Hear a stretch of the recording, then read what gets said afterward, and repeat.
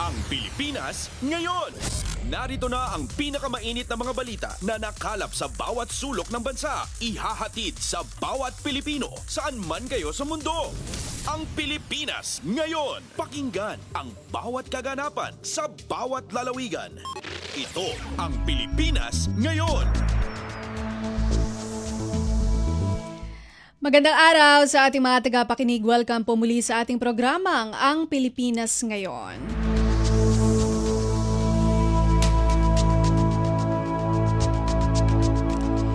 Napapakinggan po tayo sa Radyo Pilipinas World Service audio streaming sa inyong mga PBS receiver app at sa Radyo Pilipinas World Service official Facebook page at YouTube channel.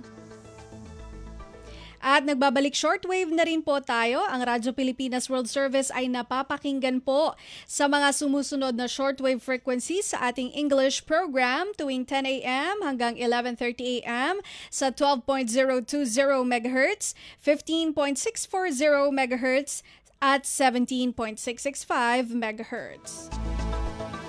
Ang Filipino program naman po para po sa ating mga overseas Filipino workers at seafarers tuwing 1:30 a.m. hanggang 4:30 a.m.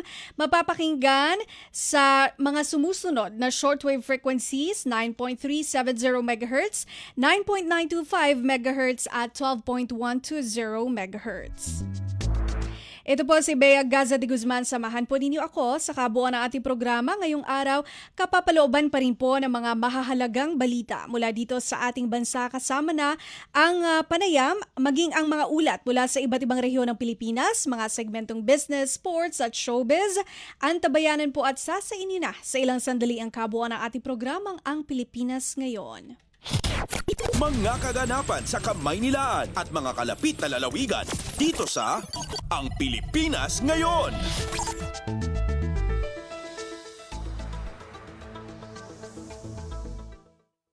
Okay, bago po natin ituloy ang ating balitaan, magkakaroon muna tayo ng panayam, no? Makiki-update tayo sa Armed Forces of the Philippines o AFP ngayong bagong taon. Siyempre, kaugnay pa rin po ito nitong sabi nila meron pong tigil putukan o yung holiday ceasefire na tinatawag. Kaya kukumustahin natin kung ano ang estado nitong ceasefire na ito mula sa ating panauhin. Siyempre, walang iba kundi si Colonel Francel Margaret Padilla, ang spokesperson po ng Armed Forces of the Philippines.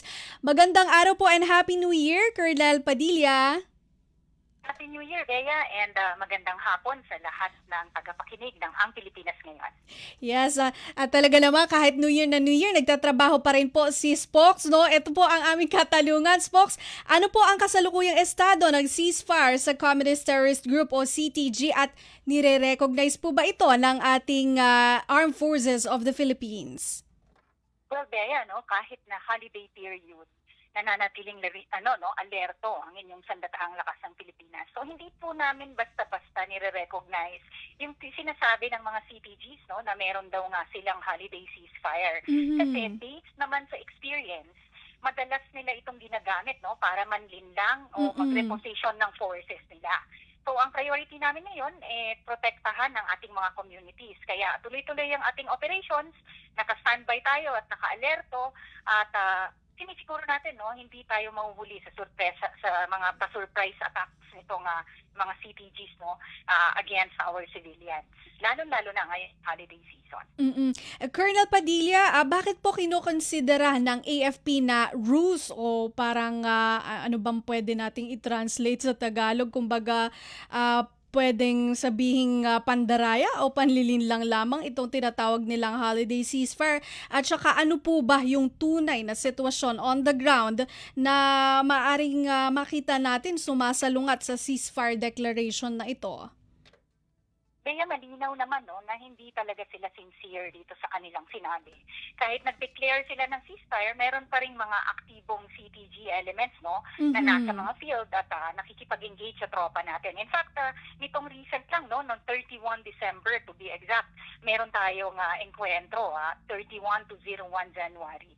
So these are actually the dates na mismong sinabi nila na walang na merong ceasefire. And hindi lang yan, sa follow-on operations din natin, na-discover pa natin na ang kanilang mga cache, no, kabilang doon ng mga anti-personnel mines. So, kita no na meron talaga silang intention to create havoc and create harm. So pinapakita nito na ginamit nila itong holiday ceasefire para lang talagang manlinlang at hindi kami sa AFP magpapabiktima dito. So pinakita ng inyong Sandatahang Lakas ng Pilipinas na kahit may holiday, handa pa rin at alerto pa rin tayo as evidenced by the encounters that occurred dito nga past few days. Yes, Colonel Padilla, nabalitaan nga namin itong Occidental Mindoro encounter. Colonel, ano po ba yung nangyari? Can you briefly walk us through the situation po doon sa January 1 na encounter sa Occidental Mindoro?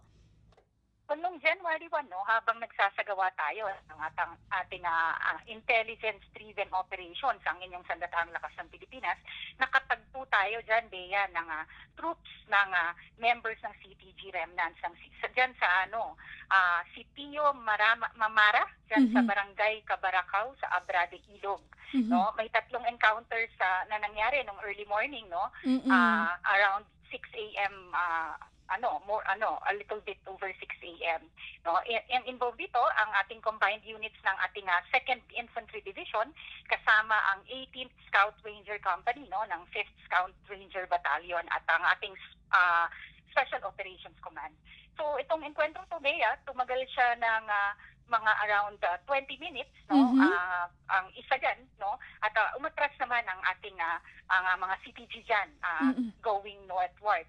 So ipinapakita nito na under pressure na sila at ayaw na nilang makipagtagal pa dito sa laban kasi talaga namang itong ating mga gains that we have shown through the years, no, talagang kakaunti na lang sila, Bea, eh. Yes.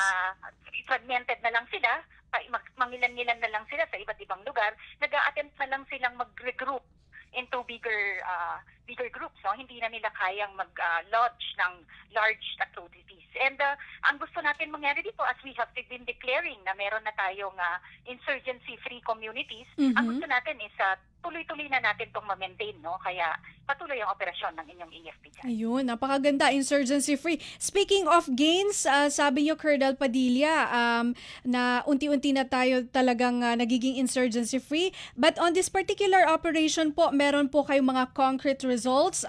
Ano po ba yung ating operational gains, lalo na po sa usapin ng pagkakadiskubre ng mga CTG caches, tsaka ito pong anti-personal mines? So, sa side ng Sandatahang Lakas ng Pilipinas, meron tayong isang na-declare na wounded in action dyan. Agad natin itong tinugunan, no? In-evac natin ito sa ating Viluna Medical Hospital. So ngayon, stable na. Na-evacuate na nga siya sa hospital. Pero ang mas importante, no, yung pag-discovery natin nga itong CTG caches, no? Kasama nga itong we'd like to emphasize na meron talaga silang anti-personnel mines dito at iba pang war material. So ang importante dito, Bea, sa ganitong mga armas, dahil delikado nga ito sa civilians at sa mga tropa natin, no, pinapakita natin dito na hindi lang tayo nagre-react sa threats, sa intelligence operations that we get, we are also proactive at intelligence-driven nga ang ating operations ng AFP para ma-secure ang ating communities. Yes, and Colonel Padilla, busy-busy nga kayo. Paano po ba natin binabalanse dyan sa ating AFP? Yung pagsasagawa ng internal security operations, gayong meron din pong nangyayari sa West Philippine Sea. So paano nyo po ito ginagawa o binabalanse? Yes, Bea, as we shift from internal security operations to territorial defense, no, ang ginagawa natin ngayon is a balanced approach. So habang tinutugunan natin ang CTG threats sa ating mga communities, no, nagpapatuloy pa rin tayo sa ating mga maritime patrols at pagmo-monitor nga, no, ng mga vessels that are in the West Philippine Sea. And hindi lang dyan, hindi lang sa West Philippine Sea, but all over the archipelago, no, para maprotektahan natin ang soberanya at maritime rights ng ating bansa. So sa publiko po, ang mensahe po namin, handa po, professional at committed ang inyong Sandatahang Lakas ng Pilipinas. Yan po sa pagproteksyon ng bawat mamamayang Pilipino at ang ating soberanya. Mula sa lupa hanggang sa dagat at sa himpapawid. And ang isa pa dyan, Bea, syempre, yung pagkalat pa rin, no, proliferate nitong fake news. So even sa cyber domain, talagang tinututukan natin yan. So lahat po ng units ng AFP, kahit po holiday season, talaga po tuloy-tuloy po ang aming mandato at trabaho. Yes, maraming salamat po Colonel Padilla sa inyo pong oras at mabuhay po kayo. Manigong bagong taon po sa inyo, lalo na po sa Armed Forces of the Philippines. Thank you, ma'am. Thank you and Happy New Year.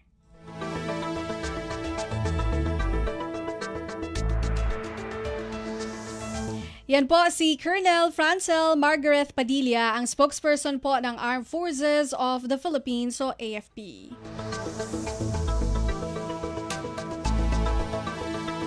Sa pagpapatuloy po ng ating balitaan, pagsalubong sa 2026 mas mapayapa kumpara sa nagdaang taon ayon sa Philippine National Police o PNP.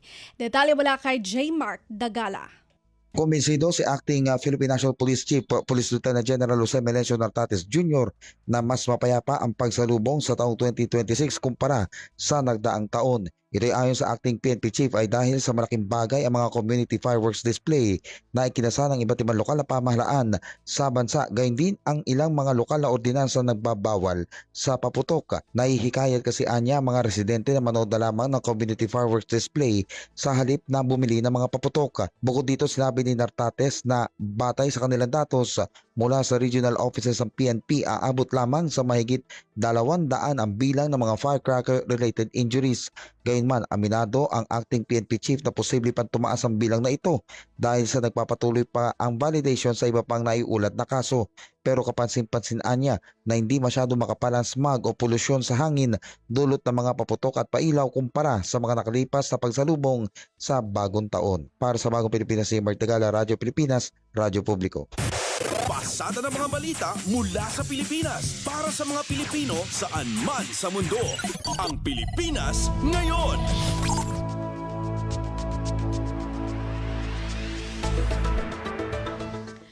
Pumalo sa 15 kaso ng indiscriminate firing ang naitala ng Philippine National Police o PNP mula December 16, 2025 hanggang January 1, 2026.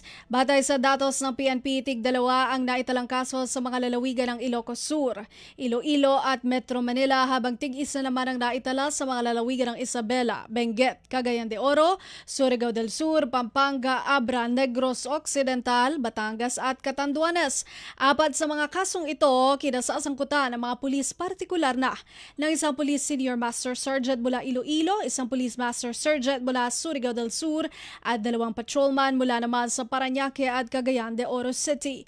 Aabot naman sa 14 ang naaresto habang 3 ang nananatiling at large, kabilang na ang isang patrolman mula sa Cagayan de Oro City na patuloy rin pinaghahanap.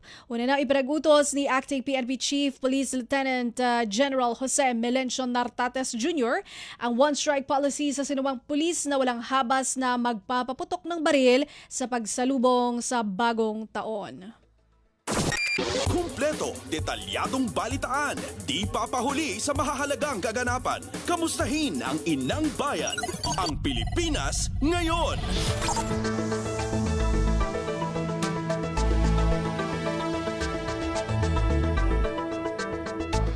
Sa iba pang pangunahing balita, Office of the Special Assistant to the President o SAP handang humarap sa proper forum kasunod ng pagkakadawit nito sa umano'y Cabral Files. SAP Anton Lagdameo tiniyak na hindi matitinag sa gitna na nasabing spekulasyon at tuloy lang anya ang mandato ng kaniyang tanggapan. Balita si Alvin Baltazar. Nagpahayag na kaandahan si Special Assistant to the President Anton Lagdameo na makipagtulungan sa alinbang proper forum sa harap ng pagkakadawit ng tanggapan nito sa umano'y issue ng insertion. Ayon kay Lagdameo, kailangan tumugon dito ang OSAP dahil paulit-ulit nang lumilitaw ang mga kahalintulad na pagtatangka na gamitin ang pangalan nito. Binigyan din ni Lagdameo na ang patuloy na maling paggamit sa pangalan o tanggapan ng SAP ay hindi wasto, irresponsable at dapat nang itigil. Nilinaw din ni Lagdameo nito na ang OSAP ay hindi isang implementing agency at walang technical na mandato upang tukuyin ang mga proyektong pang-infrastruktura at hindi rin ito o walang kapangyarihan ito na magpasya o mga siwa sa mga partikular na item na panloob na talaan ng budget ng DPWH. Sa gitna nito ipinahayag ng kalihim na hindi magpapaapekto ang kanilang tanggapan upang ipagpatuloy ang kanilang mandato. Mula sa Palasyo ng Malacanang para sa Bagong Pilipinas, Alvin Baltasar, Radyo Pilipinas, Radyo Publiko. Kumpleto, detalyadong balitaan, di papahuli sa mahahalagang kaganapan. Kamustahin ang inang bayan, ang Pilipinas ngayon. Mas maigting na laban kontra korupsyon ngayong 2026 inaasahan ni Senador Ping Lacson. Narito si Nympha Asuncion. Umaasa si Senate President Pro Tempore Ping Lacson na sa pagpasok ng bagong taon ay mas lalakas ang laban ng bansa kontra korupsyon. Binigyang diin ni Lacson na ito ang inaasahan ng mga Pilipino mula sa mga lingkod bayan, lalo na ngayong mas gising na ang publiko sa korupsyon at pang-aabuso sa kaban ng bayan. Tiniyak ng senador na siya at ang kanyang team ay mas magiging aktibo at gagawin ng lahat ng kanilang makakaya para makapagbigay ng impormasyon sa publiko sa mga iniimbestigahan at masasaliksik tungkol sa isyu ng korupsyon. Umaasa din si Lacson na mas maipapakita ng administrasyon ni Pangulong Ferdinand R. Marcos Jr. ang dedikasyon nito sa krusada kontra korupsyon. Dapat anyang maipakita ng Pangulo na hindi siya matitinag laban sa korupsyon at katiwalian sa natitirang taon nito sa kanyang termino. Mula Senado para sa Bagong Pilipinas, Nympha Asuncion, Radyo Pilipinas, Radyo Publiko. Pasada ng mga balita mula sa Pilipinas para sa mga Pilipino saan man sa mundo. Ang Pilipinas ngayon. Ibinida ni Negros Occidental Representative Javi Benitez, miyembro ng House Contingent sa Bicameral Conference Committee, na may mga probisyon ng niratipikahang 2026 General Appropriations Bill o GAB na layuning ituloy na sugpuin ang tinatawag na ghost projects. Sa isang panayang pinaliwanag ni Benitez na mas marami ng safeguard ang 2026 national budget kumpara sa mga nakaraang taon upang matiyak na maayos at ang proyekto ng pamahalaan.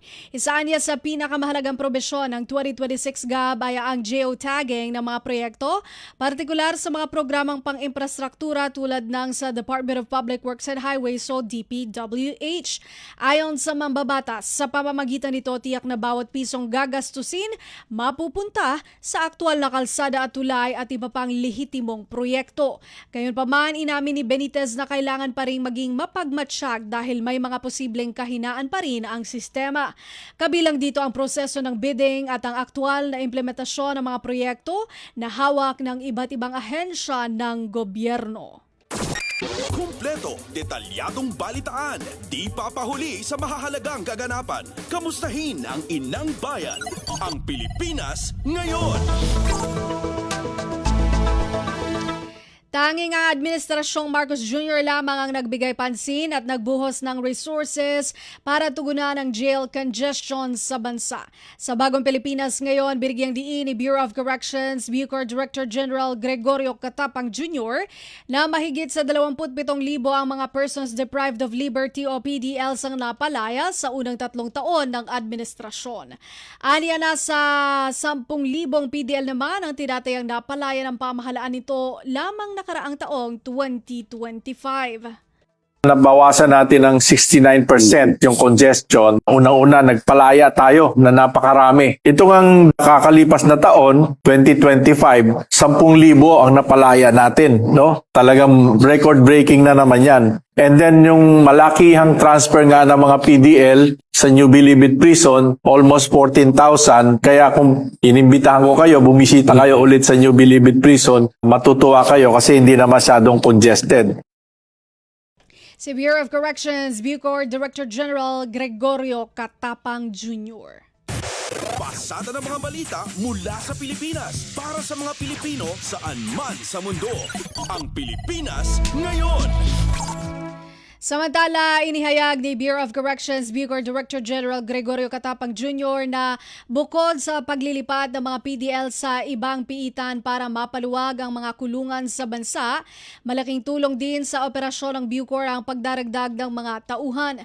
Anya mahigit 4,000 tauhan ang nadagdag sa Bucor upang mapababa ang ratio ng kanilang mga tauhan sa bilang ng PDL na kanilang pinangangalagaan. Paliwanag niya sa ngayon, aabot sa 30 PDL ang binabantayan ng isang tauhan na ang dapat lamang sana ay 7 sa kada isang officer. Yung pagkadagdag ng mga personnel nakabawas. And then of course, yung mas marami kaming tao for reformation, and then yung mas mabilis yung pagpoproseso, kaya nga magtataka kayo na talagang more than 27,000 na napalaya natin for the first 3 years. And this year, o yung year 2025, ito ay banner year kasi napangako po natin sa kongreso natin na because of the GCTA, magre-release tayo ng additional na 10,000 for 2025. Kaya marami pong nakalaya. Si Bureau of Corrections Bucor Director General Gregorio Catapang Jr. Pasada ng mga balita mula sa Pilipinas para sa mga Pilipino saan man sa mundo. Ang Pilipinas ngayon. Pinakamalaking naging kontribusyon ng Philippine Coast Guard o PCG sa pagbabantay sa West Philippine Sea ang pagsuporta sa programang Kadiwa para sa bagong bayaning mangingisda ng Department of Agriculture o DA ayon kay PCG spokesperson for West Philippine Sea, Commodore J. Tariela. Namahagi sila ng tulong na fuel subsidy sa mga mangingisda sa West Philippine Sea, katuwang ang Bureau of Fisheries and Aquatic Resources o BFAR. Binigyan diin ni Commodore Tariela, nakasabay ito ng pagtiyak sa kaligtasan ng mga mangingisda para patuloy na makapangisda sa mga bahagi ng ating Exclusive Economic Zone o EEZ sa West Philippine Sea. Ibig sabihin, pag linggo, bibili ka ng isang ticket, plus 3 ang pwede mong isakay. Ibig sabihin, amin pong naging objective talaga is to prevent the Chinese Coast Guard from harassing and bullying our ordinary Filipino fishermen. At dahil dito, na-appreciate ng ating mga kababayang mangingisda, mga ordinaryong Pilipino, ang naging hakbang ng ating pamahalaan kung saan mas naramdaman nila na ang ating pong pamahalaan ay sinisiguro ang kaligtasan ng ordinaryong mamamayang Pilipino pagdating sa usapin ng West Philippine Sea. Si Philippine Coast Guard PCG Commodore J. Tariela. Pasada ng mga balita mula sa Pilipinas para sa mga Pilipino saan man sa mundo. Ang Pilipinas ngayon. Sa iba pang pangunahing balita, may kabuang 1,642 na lungsod at bayan sa buong Pilipinas ang nabigyan ng ambulansya ni Pangulong Ferdinand R. Marcos Jr. May kalakip na mahahalagang medical tools at supplies ang bawat ambulansyang ipinamahagi upang agarang matugunan ang pangangailangang medikal ng mga residente sa mga liblib at malalayong lugar. Mula sa Philippine Charity Sweepstakes Office o PCSO ang pondong inilaan para sa pamamahagi ng mga ambulansyang ito. Ayon kay Pangulong Marcos Jr., layunin ng programang ito na palakasin ang serbisyong pangkalusugan sa bansa. karapatan ng bawat nating kababayan na Pilipino na magkaroon ng ganitong klaseng serbisyo. Pinapatibay nga natin ang buong healthcare services. Si Pangulong Ferdinand R. Marcos Jr. Kumpleto, detalyadong balitaan, di papahuli sa mahahalagang kaganapan. Kamustahin ang inang bayan, ang Pilipinas ngayon. Kasama sa mga programa ng pamahalaan para sa sektor ng transportasyon ang libreng sakay sa tren. Ito ay kung saan libre tuwing araw ng linggo ang 3 miyembro ng pamilya o barkada. Sa Pamilya Pass 1+3 na nilunsad ni Pangulong Ferdinand R. Marcos Jr., isa lamang ang magbabayad ng pamasahe habang bali libre na ang 3 kasama nito. Samantala araw-araw naman ang 70% deskwento sa pamasahe sa tren para sa mga senior citizens at persons with disabilities o PWD. Otomatiko rin ang 50% fare discount sa mga biyaherong estudyante sa tren dahil sa student beep cards. Ibig sabihin, pag linggo, bibili ka ng isang ticket, plus 3 ang pwede mong isakay. Ibig sabihin, sa isang ticket, 4 ang pwedeng sumakay. Para naman mabigyan natin ng pagkakataon yung ating mga pamilya, mga magkabarkada na magkasama. Si Pangulong Ferdinand R. Marcos Jr. Kumpleto, detalyadong balitaan, di papahuli sa mahahalagang kaganapan. Kamustahin ang inang bayan, ang Pilipinas ngayon.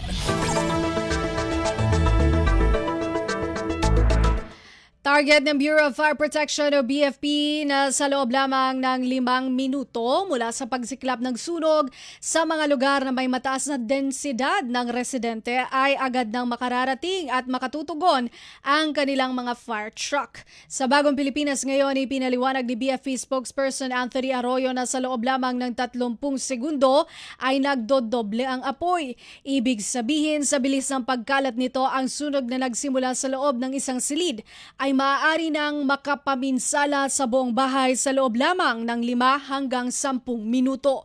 Dahil dito, sinabi ng opisyal na ngayong 2026 ay palalakasin pa ng BFP ang kanilang hanay upang sa loob lamang ng 5 hanggang 7 minuto ay agad nang maaapula ang apoy at maiwasan ang pagkalat nito. Kabilang anya sa mga hakbang na ipatutupad ng ahensya ang pagdaragdag ng mga fire station at substation sa mga lugar na may pinakamataas na pangangailangan.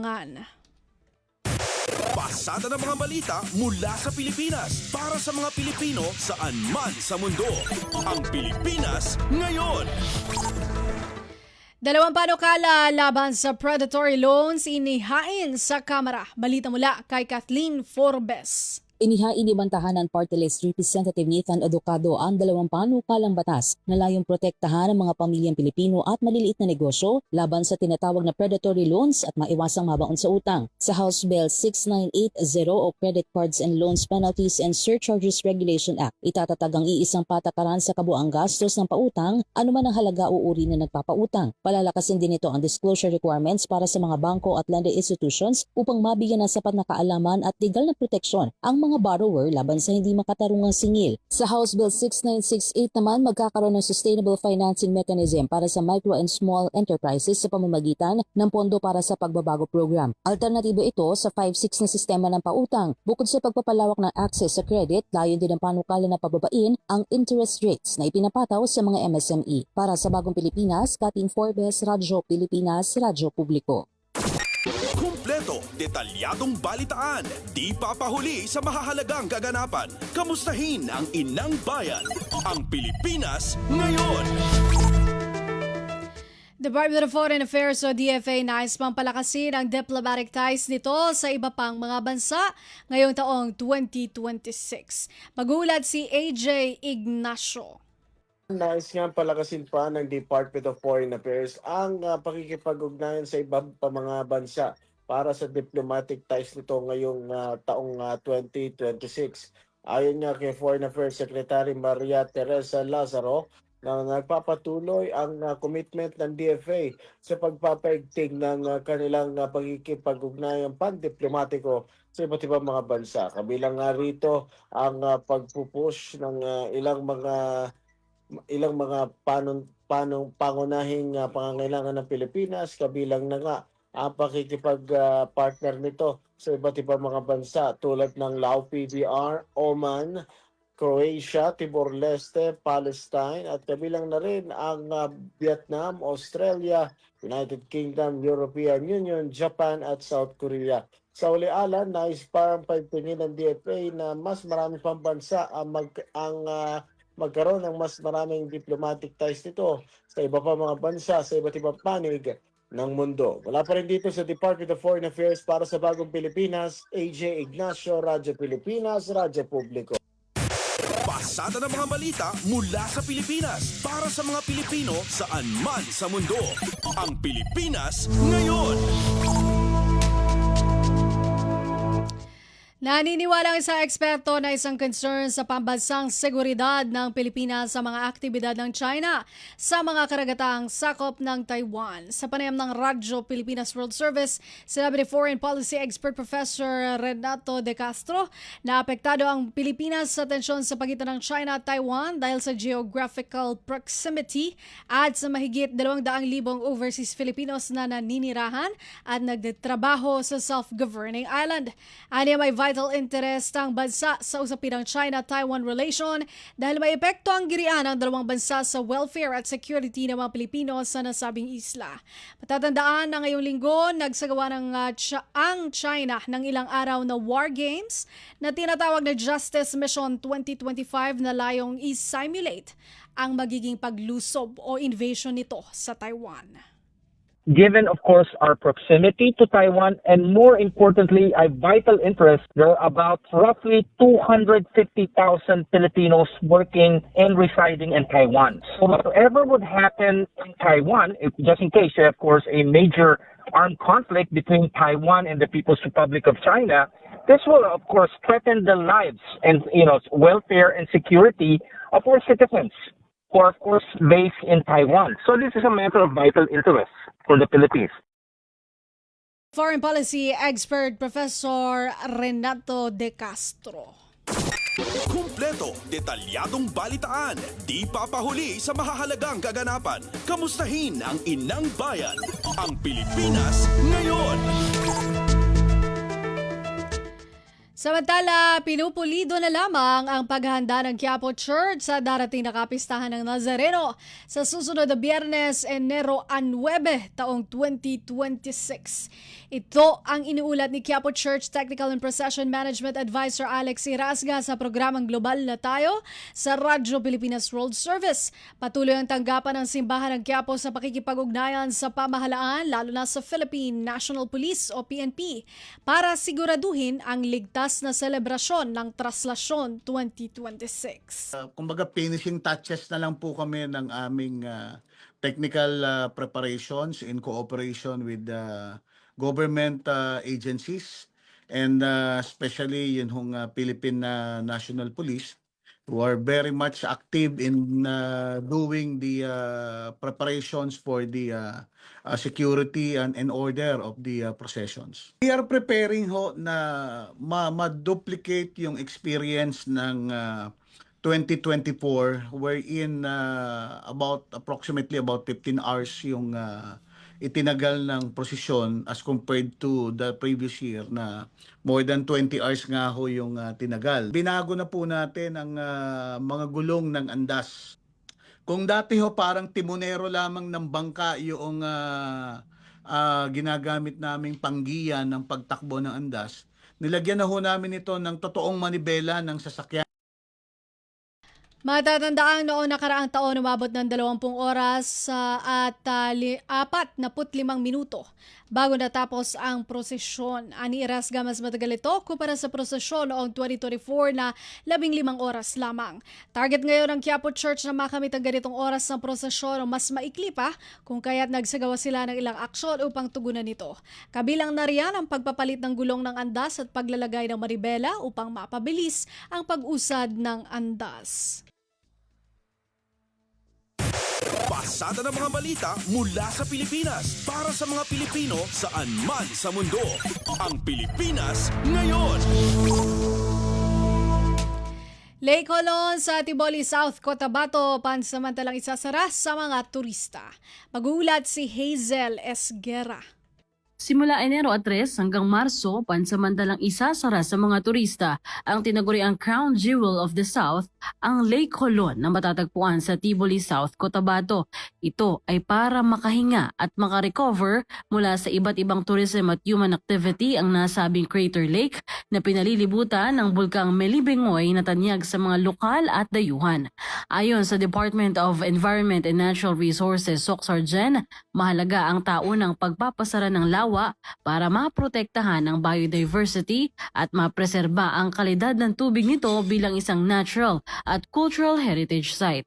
Muling bubuksan sa turista ang Lake Colon bago ang pagdiriwang ng Seslong Festival sa Marso, tampok ang mayamang kultura ng katutubong Tibuli. Mula Radyo Magazine para sa Bagong Pilipinas, Hazel Esguera, Radyo Pilipinas, Radyo Publiko. Kumpleto, detalyadong balitaan, di papahuli sa mahahalagang kaganapan. Kamustahin ang inang bayan, ang Pilipinas ngayon.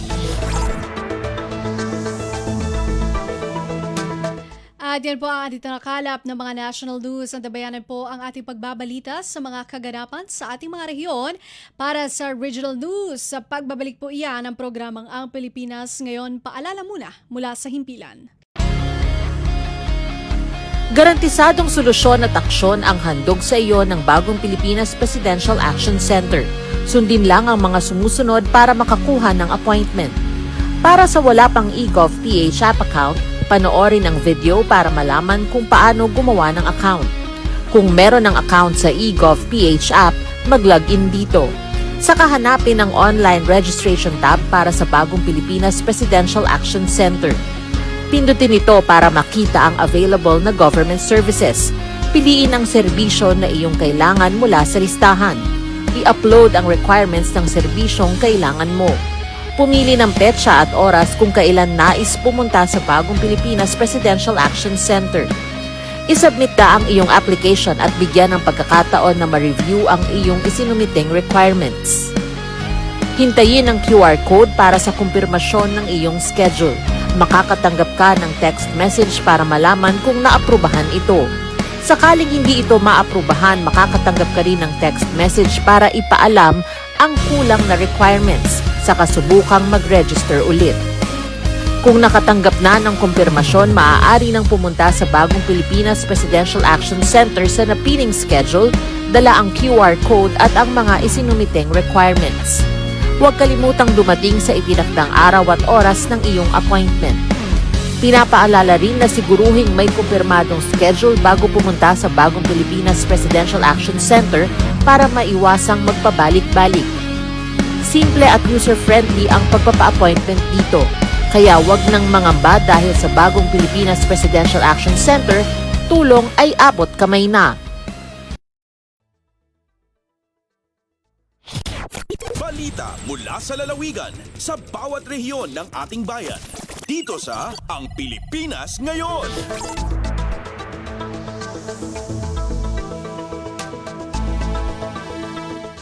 Nagbabalik ang programang Ang Pilipinas Ngayon. Narito na po ang mga balita para sa ating regional news ngayong araw na ito. Siyam ang naitalang biktima ng paputok mula December 22,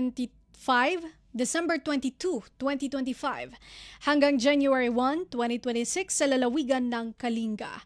Magbabalita si Amelia Bumatnong ng RP Tabuk. Siyam iti kumpirmado anadangran gapo iti paputok manipo December 22, 2025 aging ka January 1, 2026 sa probinsya a Kalinga. Sigon kini Police Captain Ruf Manganib, Information Officer ti Kalinga PNP, karaman dito iti talo a menor de edad a nasugatan gapo iti panagsabog dagiti paputok ken pyrotechnic devices sakbay ti alas 12 iti bispiras ti baro atawan. Base iti inisyal nga investigasyon, aksidente a natamaan ti maysa akwitis manipod ti bangir a kalsada dagiti paputok a may laklako iti Provincial Road, Bulanao, Tabuk City. Dagos anayapan iti Kalinga Provincial Hospital dagiti biktima kalpasan ang nagsagrap dagitoy iti minor injuries. Adamot may sa alalaki ang nasugatan gapo iti boga ti barangay Dananaw, Laknog, Tabuk City sakbay ti bispiras ti baro atawan. May sapay alalaki ti nasugatan iti barangay Agbanawag bayat nga dapay iti maysa anadangran iti Ili ti Rizal sakbay iti Paskwa. Karaman dagiti kaso iti tallo nga individual ang nasugatan gapumot iti panagsabog ti dinamita iti Balbalan, Kalinga.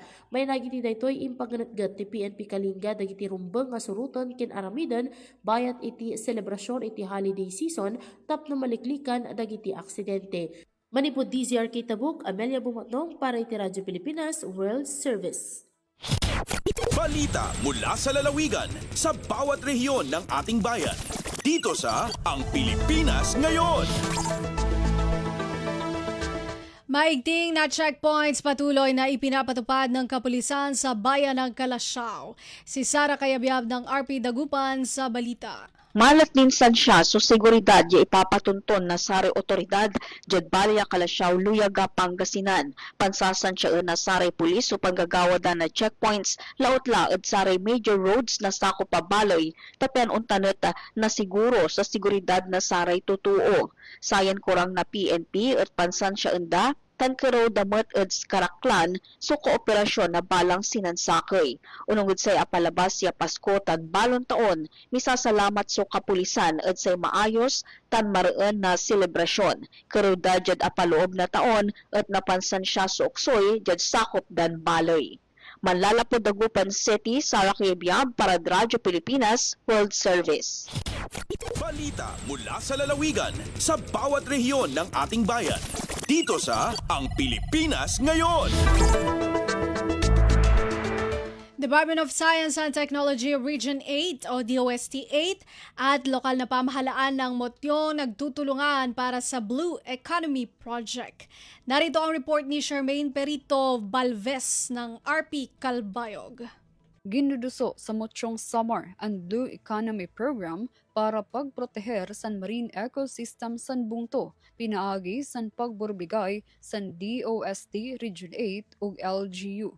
Gintutudlok na ang mga panginahanglan ug kapasidad sa lokal nga gobyerno para sa proyekto nga nakatutok sa sustainable fisheries, climate resilient aquaculture ug marine resource monitoring. Ginbuhat liwat ang draft project proposal para sa stock enhancement san blue swimming crab gamit ang makabag-o ug siyentipiko nga pamaagi. Padayon naman ang DOST Region 8 sa pagbugo sa mga kinahanglanon nga dokumento para sa pagpaduso san proyekto. Pinaagi san proyekto, kinsusuportaran ang panginabuhian sa mga komunidad sa baybay ug pag-ataman sa yamang dagat, pinaagi san siyensya ug teknolohiya. Tikang sa Radyo Pilipinas Calbayog, Charmaine Perito Balves, Radyo Pilipinas World Service. Balita mula sa lalawigan sa bawat rehiyon ng ating bayan. Dito sa Ang Pilipinas Ngayon. Adela Cerati Memorial Medical Center sa Tandag City, 0K sa firecracker-related injuries simula December 21 hanggang January 1, 2026. Magulat si Nerissa Espinosa ng RP Tandag. Gitaho sa Adela Cerati Memorial Medical Center nga nagpabiling 0 case sa mga fire-related injuries ang medical center. Sa impormasyon nga gitunol ni Reclin Ruwasa, Information Officer sa Maong Hospital, walay nahitaho nga kaso sa mga nabuthan tungod sa mga pabuto, gawas na lamang sa vehicular accident o ginagmay nga mga balatian. Sumala pa nga ikaunom na nga tuig kini nga 0 case ang hospital ug tungod niini mapasalamaton sila sa kanunay nga paglikay sa tanan sa mga delikadong pabuto. Sa taho nga gipagawa sa Department of Health Caraga, usa lamang ka kaso ang nahitaho gikan sa probinsya sa Surigao del Norte. Sa kasamtangan anaa pa sa Code White Alert ang Adela Cerati Memorial Medical Center. Gikan sa RP Tandag kini si Nerissa Espinosa alang sa Radyo Pilipinas World Service. Balita mula sa lalawigan sa bawat rehiyon ng ating bayan. Dito sa Ang Pilipinas Ngayon. Mga lumabag sa batas trapiko at paggamit ng open muffler kasabay ng selebrasyon ng bagong taon, kabilang sa mga nahuli ng Philippine National Police o PNP sa Hulo. Balitang hatid ni Eloisa Mohamad ng RP Hulo. Mabot pa kawaluan taga unuma motor inasagaw sina mga kiyawakilan dumhamis dungan iwan sim pagsampang sintahon bago. Ina mga motor inipya pa kayan illegal muffler at watambutyo amo ina kauna na pianlangan sinhulo municipal government dasin makarihil kamudaratan para ayat lapay na kayaan. Bangad unon hulo municipal police station si December 31 nagdeploy sila police sa tiap-tiap barangay sinhulo. Hamaksud tumao da pagjaka hapagsud sintahon bago. Hain hambog na mga sasakatan aon illegal muffler, inadjakahan nila lapay raisab in kay banan traffic violations. Inanayin sawab sinaka-impound si mga nasasabot motor amin makajri malukat si mga tagdapo hadlaw isnin dumatong ini waktu pagbabalik pa opi sinhulo municipal government. Urul haatulan sinhulo LGU tunggatos pila kin minimum fine para driving without license, tunggatos pila ka illegal parking, sa taha ngibo pila kisab minor even open muffler. Dahil RP Hulo, Eloisa Muhammad para Radyo Pilipinas World Service. Balita mula sa lalawigan sa bawat rehiyon ng ating bayan. Dito sa Ang Pilipinas Ngayon. Narinig po ninyo ang mga balita mula po sa iba't ibang lalawigan dito sa Pilipinas sa pamamagitan po ng ating regional news. Susunog po ang ating balitang negosyo at kalakalan at balitang pampalakasan mula kay Leo Magpayo sa pagbabalik po iyan ng programang Ang Pilipinas Ngayon makalipas ang ilang mga paalala. Mabilis ang trivia, dagdag talino. Heto na ang Dagling Kaalaman. Alam mo ba na ang Pacific Ring of Fire ay tahanan ng mahigit 75% ng mga aktibong bulkan sa buong mundo? Matatagpuan ito sa paligid ng Pacific Ocean at dito nagaganap ang pinakamaraming lindol dahil sa patuloy ng paggalaw ng mga tectonic plates. Sa Pilipinas, bahagi tayo ng Pacific Ring of Fire kung kaya't madalas tayong makaranas ng pagputok ng bulkan at mga lindol. Mayroon tayong mahigit na 20 aktibong bulkan, kabilang dito ang Bulkang Mayon, Taal at Mount Pinatubo, ilan sa mga pinakakilalang bulkan sa buong mundo. Kaunting kaalaman na malaking dagdag talino.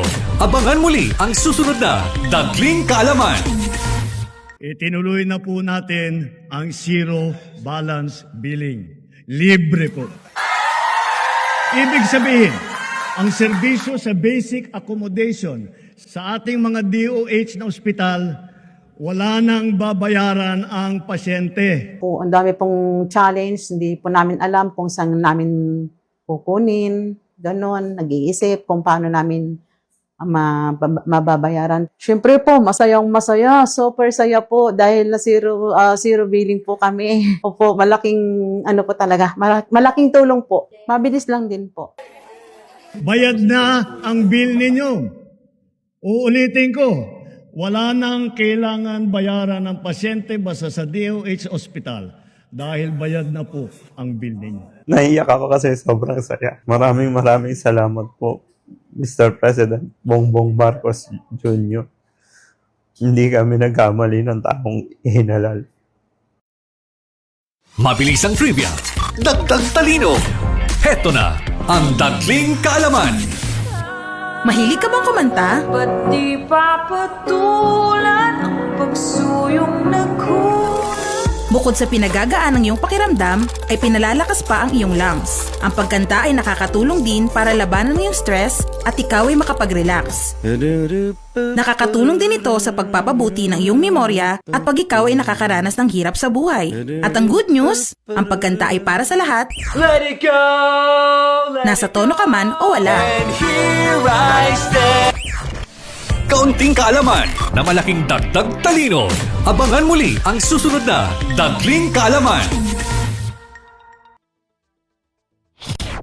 Lagay ng ekonomiya, kalakalan, negosyo at iba pa. Atin ang alamin dito sa Ang Pilipinas Ngayon.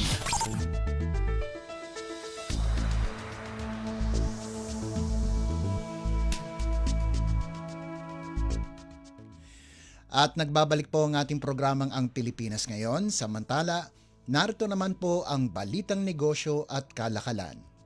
Pinalawak ng Pilipinas ang Public-Private Partnership o PPP pipeline matapos magdagdag ng 124 na proyekto mula Disyembre taong 2024 na nagdala sa kabuang bilang sa 251 proyekto na may halagang 2.81 trilyong piso.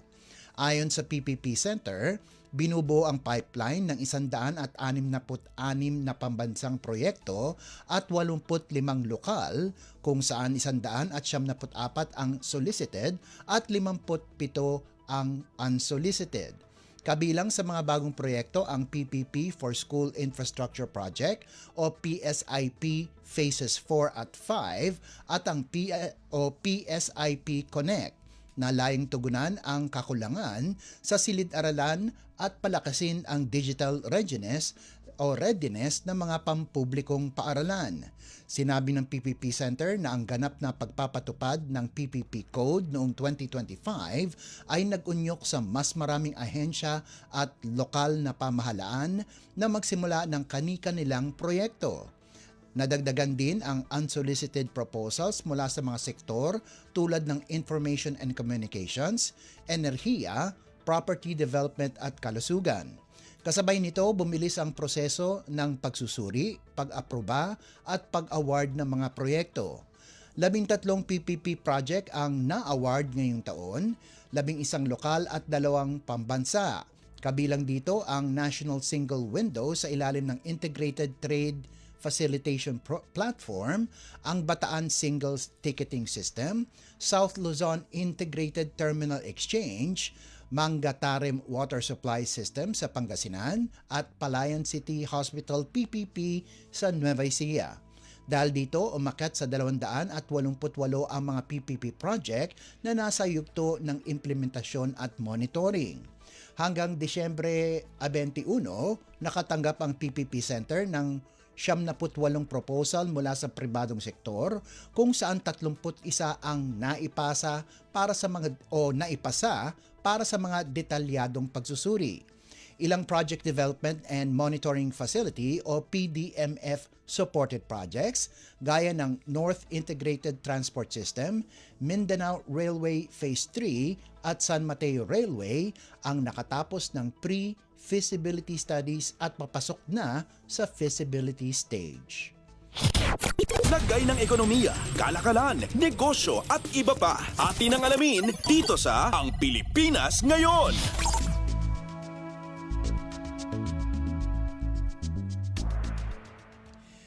Inaasahang makakahikayat ang Pilipinas ng mas maraming pamumuhunan sa pag-host nito ng Association of Southeast Asian Nations o ASEAN Summit at mga kaugnay na pulong sa 2026. Ayon yan sa Department of Trade and Industry o DTI.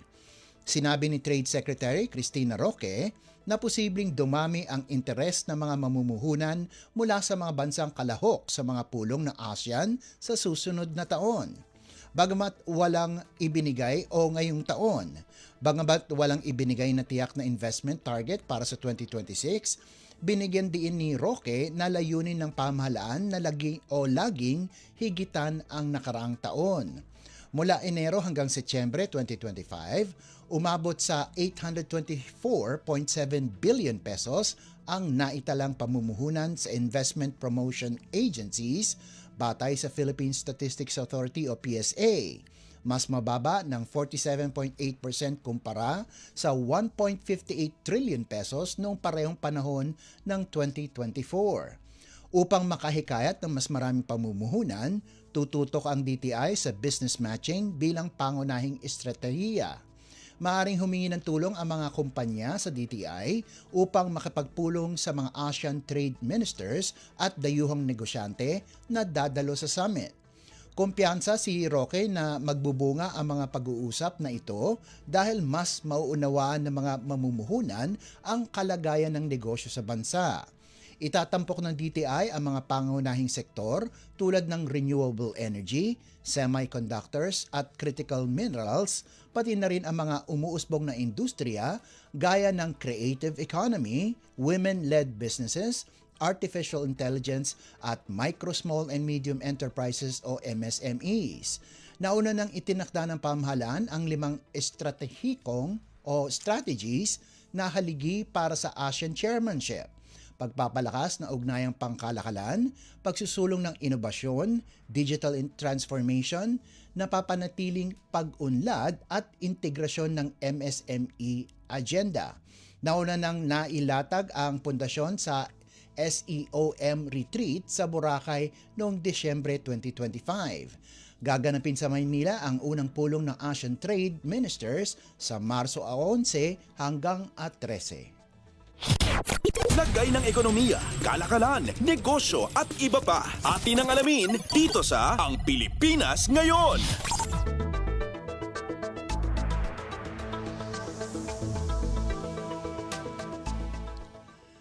Nakapagtala ang Ninoy Aquino International Airport o NAIA ng record na 52 milyong pasahero noong 2025 ayon sa pribadong operator nito na nagmarka ng mahalagang yugto para sa pangunahing paliparan sa bansa habang isinasagawa ang multi-billion peso modernization program. Ayon sa New NAIA Infra Corporation o NNIC, nalampasan ng bilang ang lahat ng naunang record dahil sa pagtaas ng leisure travel at patuloy na paglago ng business traffic. Ipinakita ng pagdagsa ng pasahero ang patuloy na kahalagahan ng NAIA bilang pangunahing aviation hub ng Pilipinas kahit na may mga proyektong paliparan sa mga karatig probinsya. Naitala rin ang Disyembre bilang pinakamataong buwan sa kasaysayan ng paliparan kung saan 4.86 na milyong pasahero ang naproseso. Sa bilang na ito, 2.495 million ang domestic travelers at 2.367 million ang international passengers, pinakamataas sa isang buwan. Muling nasubok ang infrastruktura ng NAIA na matagal nang binabatikos dahil sa siksikan at luma ng kagamitan. Sinabi ng NNIC na namamahala sa ilalim ng 170.6 billion peso concession agreement na naging mas maayos ang operasyon dahil sa mga upgrade tulad ng biometric e-gates at mas mabilis na passenger processing systems. Bagamat pagmamay-ari pa rin ng gobyerno ang lupa at assets, ang NNIC ang nangangasiwa sa operasyon, maintenance at pangmatagalang modernisasyon. Nangako ang consortium na pinangungunahan ng San Miguel Corporation na halos dodoblehin ang kapasidad ng NAIA sa humigit kumulang 62 milyong pasahero. Ayon sa operator, nakamit ang record sa pamamagitan ng mas mahigpit na koordinasyon sa airlines at mga ahensya ng gobyerno. Prioridad ngayon ng NNIC ang pagpapabilis ng passenger flow at pagbawas ng bottlenecks habang patuloy na pinapahusay ang karanasan ng mga biyahero. Lagay ng ekonomiya, kalakalan, negosyo at iba pa. Atin ang alamin dito sa Ang Pilipinas Ngayon. Nakatakda ng simula ng Department of Transportation o DOTR ang konstruksyon ng 3 karagdagang stasyon para sa EDSA busway pagsapit ng unang quarter ng 2026. Ayon kay Undersecretary for Road Transport and Infrastructure, Mark Steven Pastor, na-award na ang kontrata kaya't maaari nang umarangkada ang konstruksyon ngayong taon. Matatagpuan ang mga bagong stasyon sa Cubao, Magallanes at Parañaque Integrated Terminal Exchange o PITX. Target ng DOTR na matapos ang mga ito bago matapos ang ika-4 na quarter ng 2026. Tinataya ng DOTR na nakapaglingkod ang EDSA busway ng higit 63 milyong pasahero noong 2024 o humigit kumulang 177,000 commuters kada araw. Inaasahang magkakaroon ang busway ng kabuang 23 stasyon na magpapatakbo ng 24/7. Kumpirmado rin ng DOTR na ilulunsad sa unang quarter ang bagong Kamuning Busway Station. Ayon kay Pastor, magkakaroon ito ng elevators at escalators upang mas mapadali ang pag-access ng mga pasahero.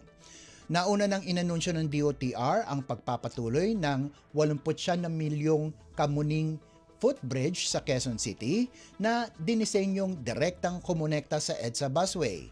Inaasahang magbibigay ang upgraded footbridge ng mas maayos at tuloy-tuloy na paglipat ng mga pasahero sa pagitan ng Metrorail Transit Line 3 o MRT3 at ng busway. Lagay ng ekonomiya, kalakalan, negosyo at iba pa. Atin ang alamin dito sa Ang Pilipinas Ngayon.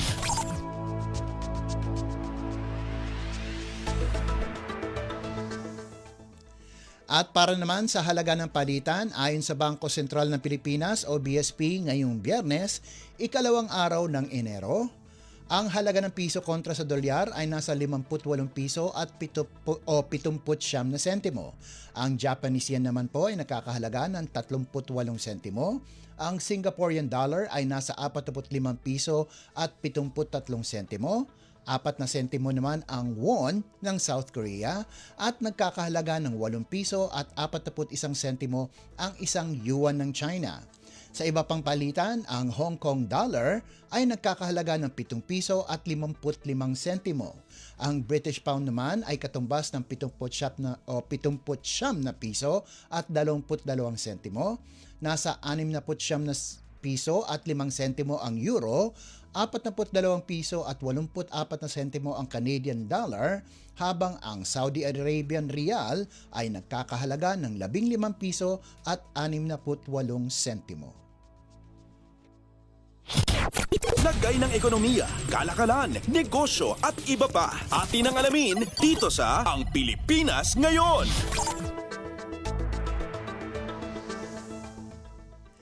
At yan po ang ating balitang negosyo at kalakalan. Samantala, antabayanan nyo naman po ang ating segmentong Sports Balita. Yan po sa pagbabalik ng ating programang Ang Pilipinas Ngayon, pagkalipas lang ng ilang paalala. Paano nga ba mag-register para magkaroon ng schedule sa Bagong Pilipinas Presidential Action Center? Narito ang mga dapat gawin. Gamit ang iyong mobile device, pumunta sa eGov.ph app. Pwede itong i-download mula sa Apple App Store o sa Google Play Store. Gumawa ng account. Ilagay ang email address, valid mobile number, pagkatapos ay makakatanggap ka ng one-time code sa iyong email. Gamitin ang code sa eGov app para sa verification ng iyong account at ng mga impormasyong ibinigay. Congratulations! Meron ka ng eGov.ph app account. Pwede mo na ma-access ang iba't ibang serbisyo ng gobyerno kabilang ang mga serbisyo sa Bagong Pilipinas Presidential Action Center.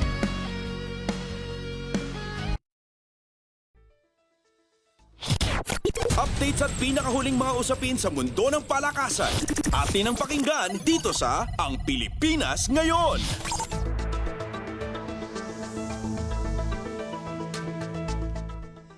At nagbabalik po ang ating programang Ang Pilipinas Ngayon. Narito naman po ang Sports Balita. Pinangunahan ni Philippine Olympic Committee o POC President Abraham Bambol Tolentino ang pagbuo ng isang bagong youth-based multi-sport event sa Southeast Asia na layong palakasin ang paghahanda ng rehiyon para sa Asian Youth Games o AYG at Youth Olympic Games o YOG.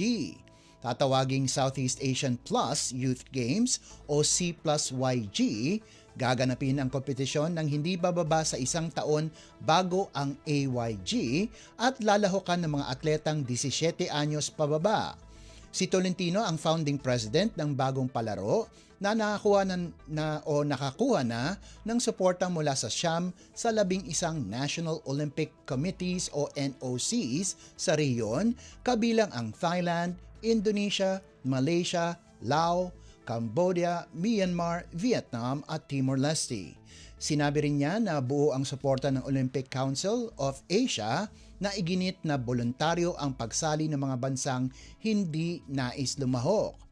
Ayon kay Tolentino, layunin ng C+YG o YG na magtayo ng matibay na grassroots program, ihanda ang mga atleta para sa AYG at makalikha ng mga medal prospect para sa YOG. Nakatakdang idaw sa Maynila ang unang edisyon sa taong 2028 at gaganapin ito kada 2 taon kasabay ng cycle ng AYG. Sasaklawin ng programa ang 2 mandatory sports, hanggang 12 Olympic sports, 5 Asian non-Olympic sports at 1 traditional sport na may hanggang 6 na medal events. Ang plus ay tumutukoy sa pag-imbita ng hindi bababa sa 1 Asian NOC mula sa ibang sub-region upang mapataas ang antas ng kompetisyon. Bahagi rin ito ng mas malawak na advokasya ni Tolentino na iangat ang Southeast Asian sports kabilang ang kanyang pagtutulak ng gawing Asian Games ang SEA Games. Updates at pinakahuling mga usapin sa mundo ng palakasan. Atin ang pakinggan dito sa Ang Pilipinas Ngayon.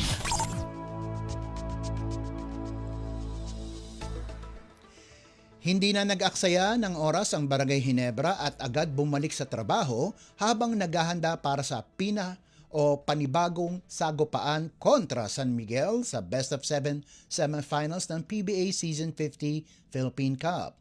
Ayon kay Head Coach Tim Cone, halos walang pahinga ang koponan dahil alam nilang mabigat na rematch ang naghihintay laban sa Beermen na tinalo sila noong nakaraang season. Sinabi ni Cone na working holiday ito para sa kanila matapos malusutan ng Ginebra ang bata ngunit matapang na converge sa quarterfinals. Dagdag niya, 1 o 2 araw lang ang pahinga bago tuluyang tututok sa semis. Kailangan ng Gin Kings ang kanilang pinakamagandang laro lalo't papasok ang San Miguel na may 10 magkakasunod na panalo. Bagamat pamilyar na sila sa Beermen, aminado si Cone na kailangan nilang makabuo ng paraan para limitahan si Junmar Fajardo na patuloy ang dominasyon sa conference. Ani Cone, kilalang-kilala na nila ang Beermen at susubukan nilang baliktarin ang kwento kung saan ang huli nilang pagtatapat ay inabot ng Game 7. Updates at pinakahuling mga usapin sa mundo ng palakasan.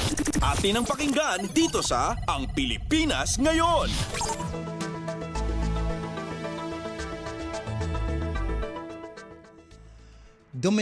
Dumating na sa Auckland, New Zealand ang Filipino tennis star na si Alex Eala upang simulan ang kanyang paghahanda para sa Women's Tennis Association o WTA 250 ASB Classic na gaganapin mula Enero 5 hanggang 11. Nakita na siyang nag-iensayo sa court kasama ang coach na si Johan Bosch na nagbahagi ng mga larawan sa kanilang training sa Instagram habang naghahanda siya para sa bagong season. Isa ang ASB Classic sa mga pangunahing warm-up tournaments bago ang Australian Open. Kasama ito sa early January schedule ni Eala bago siya tumulak patungong Melbourne para sa Kooyong Classic sa kalagitnaan ng buwan. Wala pang inilalabas na opisyal na tournament draw. Ayon sa WTA, maaaring magbago ang listahan ng mga kalahok sa Auckland. Kabilang sa projected field ang ilang top-ranked players tulad nina world number 14 Elina Svitolina, number 15 Emma Navarro, number 35 Iva Jovic, number 54 Magda Linette, number 56 Janice Tian, number 57 Xin Yu Wang, number 63 Peyton Stearns, number 68 Sonai Kartal at number 69 Donna Vekic. Si Clara Thompson ng Denmark ang reigning champion ng ASB Classic matapos masungkit ang titulo noong 2025. Pagkatapos ng Auckland, nakatakda namang lumahok si Eala sa Kooyong Classic mula Enero 13 hanggang 15 na gaganapin sa Kooyong Lawn Tennis Club sa Melbourne, 1 linggo bago ang Australian Open. Updates at pinakahuling mga usapin sa mundo ng palakasan. Atin ang pakinggan dito sa Ang Pilipinas Ngayon. Natapos na ang collegiate basketball career ni Yukian Andrada sa San Beda University at nagpaabot siya ng taos-pusong mensahe matapos ang 8 taon suot ang red and white.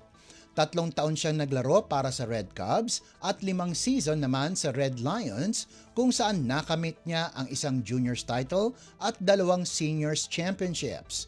Sa kanyang mensahe, sinabi ni Andrada na habang buhay siyang magpapasalamat sa San Beda at ang pagsuot ng red and white jersey ay isa sa pinakamalalaking karangalan ng kanyang buhay.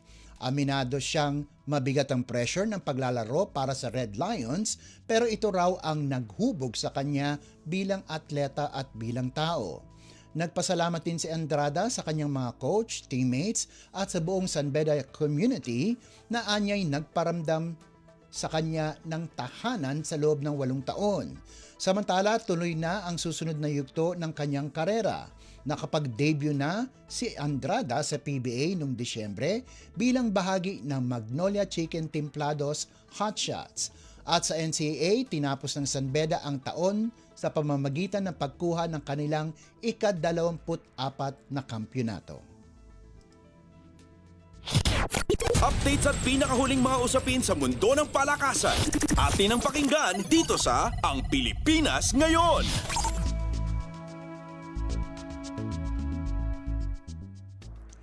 At bilang pangwakas sa ating segmentong sports balita, binuksan ng Choco Mucho Flying Titans ang bagong taon sa pamamagitan ng malaking pagbabago sa kanilang roster.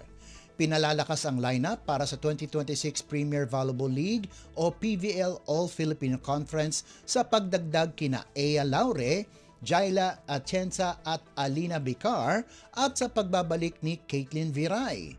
Inanunsyo ang development eksaktong hating gabi noong Huwebes, Enero 1, hudyat ng isang matapang na panibagong simula para sa koponang patuloy na naghabol ng kanilang unang kampyonato.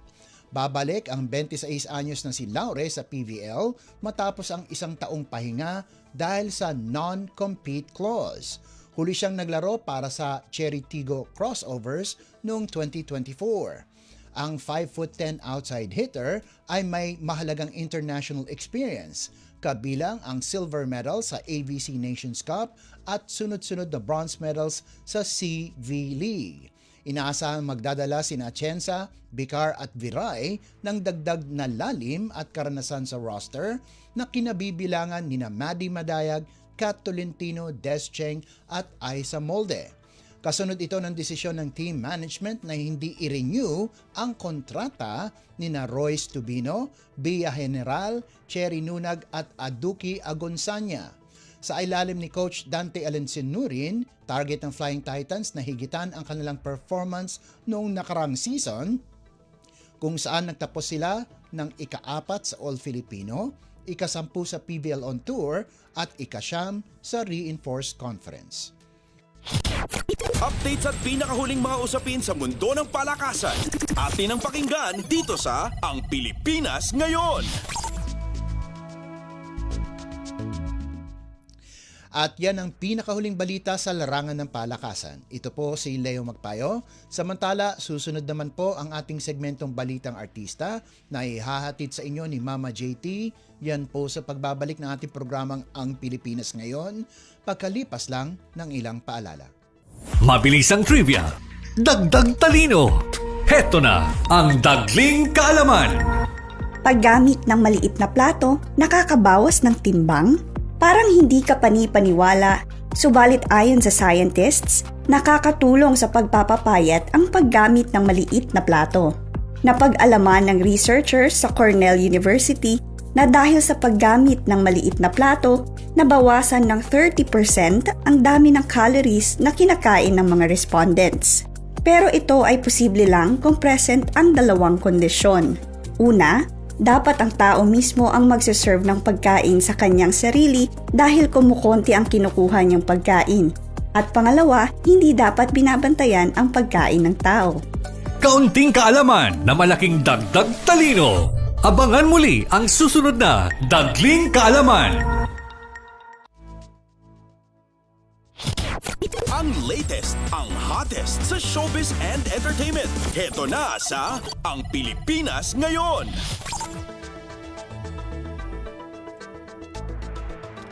Nagbabalik po ang ating programang Ang Pilipinas Ngayon at halo magandang araw sa ating mga chismoso at chismosang nag-aabang ng mga trending na balita sa mundo ng showbiz. Ito na ang ratsyada ng ating mga chika.